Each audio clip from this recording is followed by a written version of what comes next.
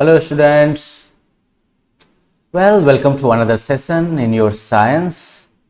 और हम लोग जो है कंटिन्यू करेंगे यूनिट 1 प्लांट लाइफ के बारे में। पिछले सेशन में हम लोगों ने देखा था कि किस तरीके से प्लांट्स में रिप्रोडक्शन जो होता है वो मेनली जो है सीड्स के थ्रू होता है, लेकिन इसके अलावा बाकी और भी मेथड्स अवेलेबल हैं।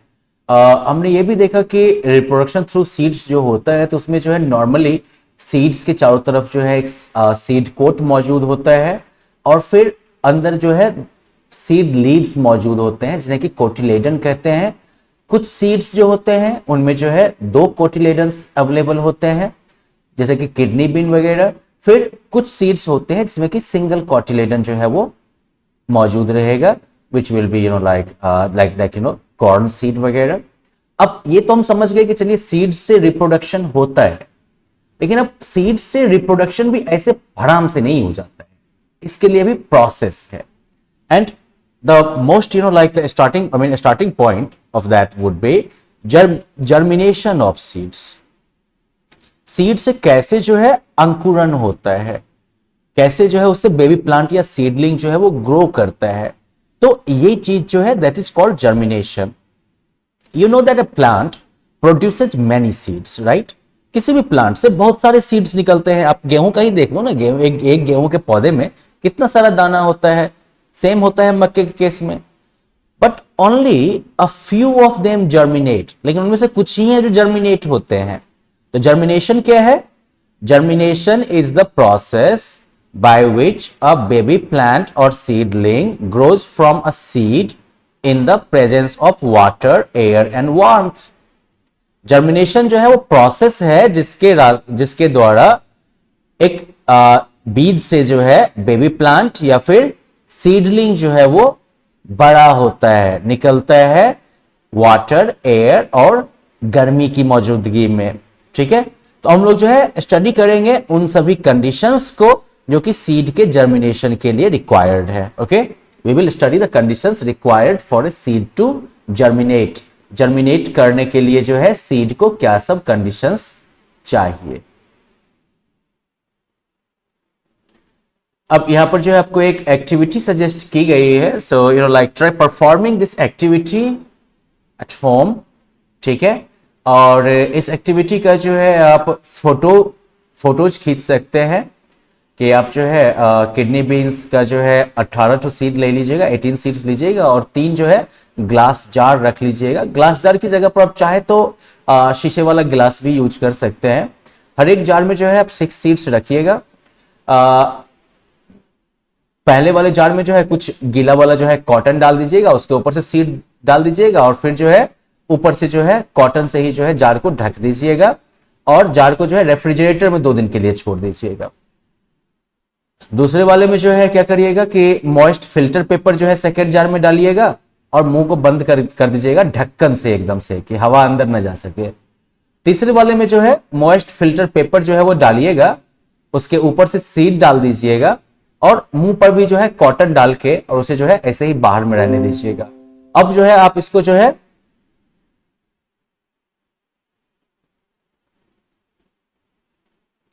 इसके बाद जो है आप इसका ऑब्जर्वेशन जो है तीनों जार का वो लिखिएगा। ठीक है, तो इससे आपको ये पता चल जाएगा कि वाटर, ऑक्सीजन या वाटर, एयर और सुटेबल टेम्परेचर ये जो है जर्मिनेशन के लिए नेसेसरी है। तो खैर चलिए, अब जर्मिनेशन में होता क्या है इसको हम लोग देखना शुरू करते हैं। एक्टिविटी मत भूलिएगा। तो बेबी रूट जो है, the baby root grows down into the soil and forms the root. अब इसे मान लीजिए ये सीड हुआ। सीड से जो है क्या होता है, सीड में एम्ब्रायो छुपा होता है ना, सीड लीव्स के साथ साथ एम्ब्रायो भी छुपा होता है। तो एम्ब्रायो से जो है पहले आपका निकलेगा बेबी रूट। तो बेबी रूट जो निकलेगा तो वो चला जाएगा मिट्टी के नीचे की तरफ, वो बढ़ेगा और फिर उसके बाद जो है बेबी शूट निकलेगा। ठीक है, शूट जो होगा वो जमीन से ऊपर की तरफ जाएगा और उसी शूट में जो है फिर लीव्स आएंगे। ठीक है, कैसे होता है ये? The baby shoot grows up out of the soil to form the stem. Baby root grows down into the soil and forms the root, right? Baby root जो है वो सीड से निकला, ग्राउंड में चला गया और अब जो है वो रूट बनाएगा।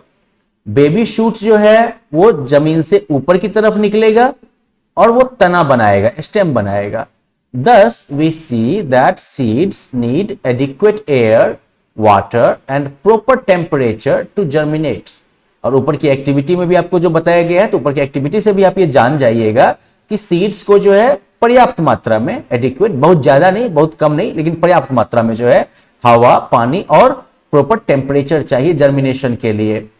If any one of the conditions is missing the seeds will not germinate. अगर इनमें से जो है हवा, पानी और प्रॉपर टेम्परेचर, इनमें से अगर एक भी कंडीशन मिस कर रहा है तो सीड जो है वो जर्मिनेट नहीं करेगा। अब एक और चीज जानिए कि some seeds are not healthy and can not grow. कुछ सीड्स जो होते हैं वो हेल्दी नहीं होते हैं, ठीक है, सूखे हुए होते हैं, मतलब अंदर से खोखले टाइप के हो जाते हैं, कुछ ना कुछ प्रॉब्लम होती है, सड़ जाते हैं, तो इसके वजह से जो है वो ग्रो नहीं कर सकते हैं। Some seeds do not get favorable conditions to grow into adult plants। कुछ सीड्स को जो है अनुकूल जो है कंडीशन नहीं मिलता है कि वो जो है बड़े प्लांट बन सके। Many seeds get destroyed by rain, heat or are eaten by animals such as mice and birds। बहुत सारे सीड्स जो हैं वो तो बारिश में या तो डूब के सड़ जाते हैं, भयानक गर्मी में जो है एकदम से सूख के जो है बर्बाद हो जाते हैं, या फिर जैसे कि चूहे या फिर पक्षियों के द्वारा जो है बेचारे खाए जाते हैं, तो फिर उनका भी लाइफ जो है वो तो खत्म हो गया वहीं पर, वो भी जर्मिनेशन के स्टेज तक नहीं पहुंचेंगे। अब तो हमने क्या देखा कि सीड्स जो हैं they need sufficient sunlight, air and water to grow into healthy plants, right. Seeds जो है उनको जो है पर्याप्त मात्रा में सनलाइट चाहिए, हवा चाहिए और पानी चाहिए ताकि वो हेल्दी प्लांट्स में ग्रो कर सके। अब ये होगा कैसे, लेकिन इसके लिए क्या है कि they must be scattered away from each other. इसके लिए उनको जो है एक दूसरे से थोड़ा दूर दूर तक, दूर दूर में बिखेरना होगा, क्योंकि अगर बहुत पास हो जाएंगे ना, झुरमुट लगा लेंगे, तो फिर क्या होगा कि सब पौधा जो है वो उतनी ही दूर में सनलाइट के लिए, वाटर के लिए, एयर के लिए आपस में मारामारी कर रहा है ना। आपस में मारामारी करने में भला किसी का थोड़ी होता है, तो सबका सब प्लांट कमजोर हो जाएगा, बहुत बेचारा मारा जाएगा इसमें। और वही अगर इतने ही सीड को ऐसे ऐसे दूर दूर तक में फैला दो तो सबको जो है पर्याप्त मात्रा में हवा, पानी, सनलाइट मिलता रहेगा, सब तंदुरुस्त मस्त होके जो है वो बढ़ता जाएगा, अपनी जिंदगी एंजॉय करेगा, राइट। तो इसके लिए क्या है जरूरी कि उन्हें जो है एक दूसरे से दूर दूर जो है स्कैटर्ड करना जरूरी है, छितराना जरूरी है। The process by which seeds are scattered away from the parent plant is called seed dispersal। वो प्रोसेस जिसके द्वारा बीज जो है वो पेरेंट प्लांट से दूर दूर में बिखेरे जाते हैं, उस प्रोसेस को कहते हैं seed dispersal. So you know this is an important definition. अब इसको एक एक्टिविटी के थ्रू फिर से आप समझ सकते हैं। फिर से जो है वही दो बर्तन ले लीजिएगा और इसमें जो है कुछ जो है वो मॉइस्ट सॉइल डाल दीजिएगा। मॉइस्ट मतलब नमी वाली मिट्टी डाल दीजिएगा, और एक में जो है ना आप करीब 40-50 तो जो है आप राजमा डाल दीजिएगा, ठीक है। और ये इंश्योर करिएगा कि बीज बिल्कुल ऐसे ही, राजमा का सीड जो है एकदम एक दूसरे के बिल्कुल आसपास रहे, भाई भाई बन के। अब जो है क्या करिए कि दूसरा पॉट लीजिए, उसमें जो है 5-6 सीड्स आप डाल दीजिए जो कि एक दूसरे से एकदम से अलग अलग रहे, दूर दूर रहे, ठीक है। अब उसके बाद जो है दोनों पॉट्स को आप जो है सनलाइट में डाल दीजिए और सीड्स में जो है रेगुलरली थोड़ा थोड़ा पानी देते रहिए, और कुछ दिनों के बाद जो है आप ऑब्जर्व करिए किस पॉट का सीड जो है वो पहले जर्मिनेट करना शुरू करता है। अब देखिएगा कि जिस वाले पॉट में सीड बिल्कुल एक दूसरे के पास पास चिपके हुए हैं उसमें जो है जल्दी जर्मिनेशन नहीं होगा। क्यों? क्योंकि सब सीड के हिस्से में जो है बिल्कुल लिमिटेड जो है हवा आ रही है, लिमिटेड जो है पानी आ रहा है और लिमिटेड सनलाइट मिल रहा है। इससे हमें यह पता चलता है कि सीड्स के बीच में दूरी जो है वो जरूरी है एकदम से। अब ये सीड्स का डिस्पर्सल जो होता है वो अलग अलग तरीकों से होता है, ठीक है। Seeds are dispersed in different ways. Seeds जो है वो अलग अलग तरीकों से डिस्पर्स होते हैं। They may be carried far away by wind, water or animals. वो जो है काफी दूर दूर तक फैलाए जा सकते हैं हवा, पानी या फिर जानवरों के द्वारा। These are called agents of dispersal। तो ये जो हवा, पानी, जानवर ये सब जो हो गए ना, पशु पक्षी ये सब, तो ये सारे जो हैं वो डिस्पर्सल के एजेंट्स हैं, ठीक है। Some plants also expel their seeds explosively। कुछ प्लांट्स में क्या होता है कि अचानक से जो है उसका जो फ्रूट टाइप का होगा ना, वो बूम से फटेगा और उसका सीड जो है वो हवा में उड़ता हुआ दूर दूर तक बिखर जाएगा।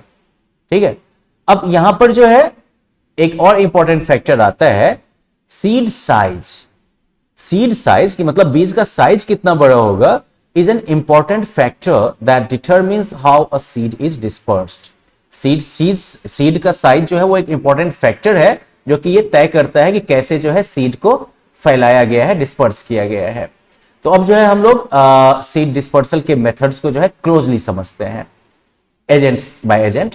तो डिस्पर्सल बाय विंड, अब जैसे कि मेपल हो गया, कॉटन हो गया, डेंडेलियंस हो गया, इन सब के सीड्स जो होते हैं ना बहुत ही लाइट होते हैं, so they can be easily dispersed by the wind, इसलिए वो जो है विंड के द्वारा इजीली फैलाए जा सकते हैं। Cotton and dandelion seeds have very fine and long hair around them. Okay, cotton और डैंडेलियन के जो सीड्स होते हैं उन सीड्स के चारों तरफ जो है बहुत ही पतला पतला लंबा लंबा जो है ना बाल टाइप का, रेशा टाइप का होता है, by which they can be easily carried away by the wind, और इसलिए जो है वो हवा में जो है और इजीली जो है कैरी हो सकते हैं।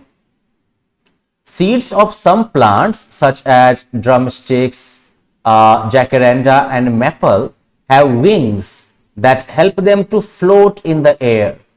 इन सभी के सीड्स में जो है विंग टाइप का जो है होता है, पंख टाइप का होता है, और जिसकी वजह से ये हवा में जो है खुद से जो है तैरते हुए जो है दूर दूर चले जाते हैं एकदम से। चलिए भाई, सबकी अपनी अपनी किस्मत।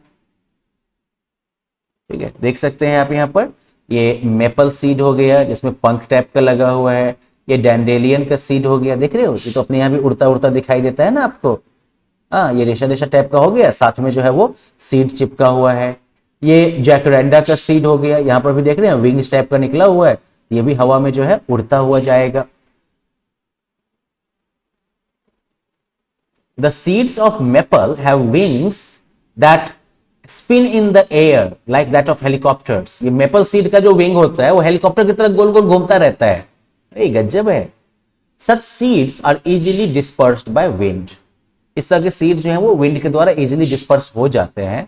Those seeds that disperse by air have wings or hair। वो सीड्स जो कि हवा के द्वारा डिस्पर्स होते हैं उसमें आपको विंग या हेयर जरूर मिलेगा। These help slow the fall and the wind then blows the seed to a place away from where it was formed। तो ये जो विंग्स या हेयर जो होते हैं वो जो है सीड को तुरंत नीचे नहीं गिरने देते हैं, और उसके बाद हवा जो है वो उनको उड़ाते हुए जो है जहां से ये पैदा हुए वहां से दूर ले जाती है। अब यहां पर जो है आपको एक डिस्पर्सल जो है मॉडल बनाना सिखाया गया है डिस्पर्सल पेपर हेलीकॉप्टर का। तो आप लोग एक काम करिएगा कि स्टेप्स को फॉलो करिएगा, ठीक है, और स्टेप्स को फॉलो करके जो है आप अपना जो है ये डिस्पर्सल पेपर हेलीकॉप्टर बनाइएगा, एंड स्टेप बाय स्टेप जो है आप फोटोग्राफ खींच के जो है इसको डॉक्यूमेंट करिएगा, और फिर जो है इसे आप हवा में उड़ाइएगा और अपना ऑब्जर्वेशन जो है बताइएगा। फोटोग्राफ्स जो होंगे उनको आप जो है क्लासरूम में शेयर करिएगा ताकि हमें भी पता चले कि आपने जो है कितनी अच्छे तरीके से जो है इस एक्टिविटी को परफॉर्म किया। अब एक और जो डिस्पर्सल का मेथड है that is dispersal by water. अब seeds of plants that grow in or near flowing water are generally dispersed by water. ऐसे उन पौधों के प्लांट्स जो कि पानी में या फिर बहते हुए पानी में या बहते हुए पानी के पास जो है ग्रो करते हैं वो जनरली जो है वाटर के द्वारा डिस्पर्स होते हैं। Their seeds are light and can float. उनके सीड्स जो होते हैं वो हल्के होते हैं और तैर सकते हैं। जैसे coconut has air trapped between its fibres. Coconut की बात अगर करो तो इसके फाइबर्स के बीच में जो है हवा भरी रहती है, हवा अटकी रहती है। This helps it to float far away from the parent plant. तो वो जो है इसे पेरेंट प्लांट से जो है दूर तक जो है बहने में हेल्प करता है। Flowing water carried seeds to places far from where they were produced. तो बहता हुआ पानी जो है वो सीड्स को जो है जहां पर वो पैदा हुए वहां से दूर दूर लेके जो है चला जाता है। अब इसके बाद कौन सा होता है, डिस्पर्सल बाय एनिमल्स। अब जैसे मान लो कि लीची खाने के बाद, या फिर पीच का फ्रूट खाने के बाद, पपाया खाने के बाद, ऑरेंज खाने के बाद, या दूसरा भी कोई फ्रूट खाने के बाद हम लोग सीड का क्या करते हैं, नॉर्मली हम लोग चटनी नहीं बनाते उसका, नहीं, हम उसको जो है फेंक देते हैं, right. Now when these seeds fall on the ground they germinate. अब जब ये सीड्स जमीन पर गिरते हैं तो वो जर्मिनेट करते हैं। इस तरीके से हम लोग भी जो है डिस्पर्सल में हेल्प करते हैं ना। You see, animals eat fruits, but they cannot digest the seeds. ज्यादातर केसेज में एनिमल्स जो है वो फल तो खाते हैं लेकिन वो बीज को नहीं डाइजेस्ट कर सकते। These seeds are excreted from their body as droppings. ये सीड जो है फिर उनकी बॉडी से ड्रॉपिंग्स के फॉर्म में जो है, मतलब क्या कह सकते हो, टॉयलेट के फॉर्म में जो है उनकी बॉडी से एक्सक्रीट होता है। एक्सक्रीट मतलब निष्कासित होना, निकलना, एक्सक्रीट हो जाता है उनकी बॉडी से। After that these germinate at places far away from the parent plant. और उसके बाद जो है ये उन जगहों पर जर्मिनेट करते हैं, अपने पेरेंट प्लांट से जो है काफी दूर जर्मिनेट करते हैं। एक इसका जो है एग्जाम्पल आप ले सकते हो कि जैसे जो है बर्ड्स जो है वो हमारे यहाँ जो है गुआवा फ्रूट्स खाती हैं, राइट। अब गुआवा फ्रूट्स खाने के बाद जो है वो तो पूरे फ्रूट को खा जाते हैं, लेकिन फ्रूट का जो सीड वाला पार्ट होगा उसको वो डाइजेस्ट नहीं करेंगे। अब वो बर्ड जो है वो मान लीजिए आपके आंगन में आके बैठता है, राइट, कहीं और जाके बैठता है, और वहां पर जब वो बर्ड्स ड्रॉपिंग्स गिराता है तो उस ड्रॉपिंग्स के साथ जो है अब उस गुआवा का सीड भी गिरेगा। और अगर उसको फेवरेबल कंडीशन मिल गया तो सीड वहां पर जर्मिनेट होगा और अब एक नया गुआवा पेड़ जो है वहां पर उग गया। अब वो चिड़िया जो है, बर्ड जो है, वो कहीं और वो अमरूद खाया होगा, गुआवा खाया होगा, और आपके आंगन में उसने उसका पौधा लगवा दिया ना। तो ये हो गया डिस्पर्सल। समझ गए आप। नॉर्मली जो है ऐसे जो फ्रूट्स होते हैं जिनमें कि एनिमल्स के थ्रू जो है डिस्पर्सल होता है, तो ऐसे फ्रूट्स का जो है ब्राइट कलर होता है और उनका टेस्ट अच्छा होता है। क्यों? तो to attract animals to eat them, ताकि वो एनिमल्स को जो है अट्रैक्ट कर सके कि आ भैया मुझे खा ले। Now some seeds such as xanthium, cocklebur have hooks or spines. कुछ सीड्स जैसे कि जैंथियम वगैरह जो है इसमें हुक टाइप का होता है, कांटा कांटा टाइप का, ठीक है, हमारे टिकनोच्चा कहते हैं ना, उस टाइप का। तो they stick to the fur of animals and when animals move from one place to another the seeds get dispersed to new distant places. तो जब मान लो मवेशी वगैरह सब घास वास खाने के लिए उधर जाते हैं तो ये जो है सीड्स जो है वो उनके स्किन में जो है उनके बाल वगैरह में फंस जाते हैं, और जब ये जानवर इधर उधर कहीं जाते हैं तो ये सीड्स जो हैं वो भी गिरते रहते हैं, यहाँ वहाँ फैलते रहते हैं। अब एक और डिटेल है यहाँ पर, बैंक्सिया। बैंक्सिया जो है वो एक ऑस्ट्रेलियन वाइल्ड फ्लावर है, और फ्रूट जो है बैंक्सिया का वो बहुत ही हार्ड होता है। It only opens when there is fire and when it splits the seeds burst out from the fruit. ये तभी खुलता है जब आग वाग लगे, और तब जो है जब ये फटता है फ्रूट तो इसका सीड जो है पूरा एकदम से फैल जाता है एकदम से। Finally we are looking at dispersal by explosion. तो डिस्पर्सल बाय एक्सप्लोजन में क्या होता है, जैसे कि the fruits of pea, geranium, gorse pod, poppy and balsam burst open when they ripen. मटर का एग्जांपल ले सकते हो, बाकी भी है, जेरेनियम है, गॉडस्पॉड है, पॉपी और बैल्सम है। तो इनमें क्या होता है कि जब वो पक जाते हैं तो उसके बाद जो है ये अचानक से फट पड़ते हैं, और सीड्स जो है the seeds pop out and get scattered. Seed जो है वो पट से बाहर निकलता है और उधर उधर जो है वो फैल जाता है। इसलिए जो है लोग मटर का जो है बहुत ज्यादा पकने का वेट नहीं करते हैं, ठीक है। तो चलिए ये तो हो गए सीड के स्कैटरिंग का मेथड। अब आप जो है इसको क्विकली जो है रिवाइज कर सकते हैं कि रिप्रोडक्शन वो प्रोसेस है जिसके द्वारा लिविंग ऑर्गेनिज्म जो है अपने जैसे ही और संतान पैदा करते हैं। ज्यादातर प्लांट्स जो है वो सीड्स के थ्रू रिप्रोड्यूस कर सकते हैं। सीड डिस्पर्सल जो है प्रोसेस है जिसके द्वारा जो है सीड जो है वो पेरेंट प्लांट से दूर दूर तक में जो है फैलता है। वाटर, विंड और एनिमल जो है ये डिफरेंट एजेंट्स ऑफ डिस्पर्सल है। एक्सप्लोजन जो है वो एक और मेथड है सीड डिस्पर्सल का। तो वो प्रोसेस जिसके द्वारा सीड जो है बेबी प्लांट या सीडलिंग पैदा करता है, उस प्रोसेस को हम जर्मिनेशन कहते हैं। So let's take a break here now. In the next we will look at reproduction through body parts in the mean time जितना आज हमने कवर किया है इसके बेसिस पर जो है कुछ असाइनमेंट, कुछ एक्टिविटी आप करिएगा। जो activities in the mid of the session आपको सजेस्ट किया गया था, उन एक्टिविटीज को भी आप जो है आज पूरा करिएगा, ठीक है, और अपने ऑब्जर्वेशंस क्लास में शेयर करिएगा। Okay, well then, bye bye.